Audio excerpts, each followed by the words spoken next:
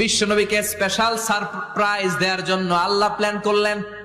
জিব্রাইল ডেকে বললেন, ও জিব্রাইল, আমার পেয়ারা নবীকে স্পেশাল সারপ্রাইজ দিব, কিন্তু এই সারপ্রাইজের গিফটটা তোমার হাত দিয়ে আমি দিতে চাই না, তুমি দিয়ে আসলে হবে না। আমার পেয়ারা নবীকে দুনিয়া থেকে টান দিয়ে আমার আরশের উপরে নিয়ে আসো।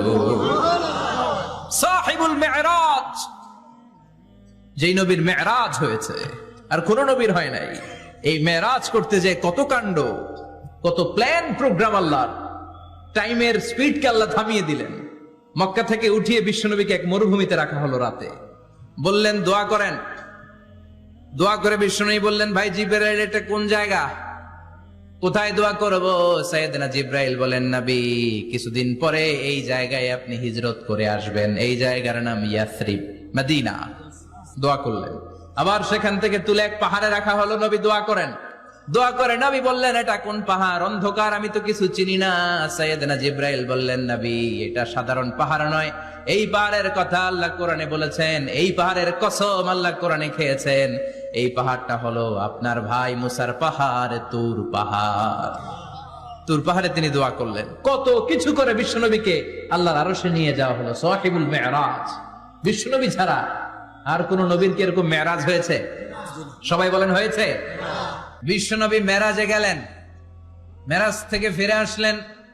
বিশ্বনবী বর্ণনা করলেন, আমি বাইতুল মাকদাস দেখেছি মাঝরাতে, লক্ষাধিক নবীকে নিয়ে নামাজের ইমামতি করেছি, 7 আকাশ দেখেছি, আল্লাহর আরশ দেখেছি, আল্লাহর সাথে কথা বলেছি, আবার ফজরের আগেই মক্কায় ফিরে এসেছি।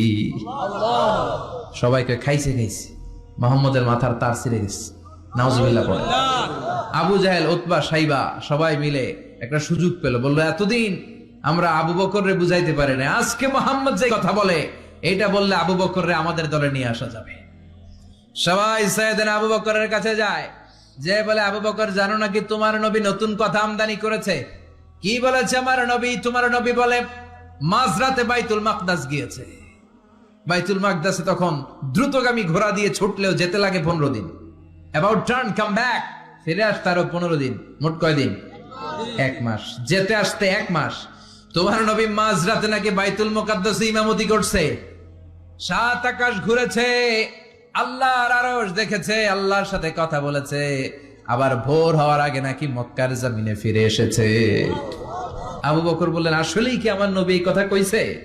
সবাই এক বাক্যে বলে, হ্যাঁ, তোমার নবী মুহাম্মদ এই কথা বলেছে। আবু বকর দ্ব্যর্থহীন কণ্ঠে ঘোষণা করে দিলেন, আমার নবী যদি এই কথা বলে থাকে, আমার নবী সত্য বলেছে।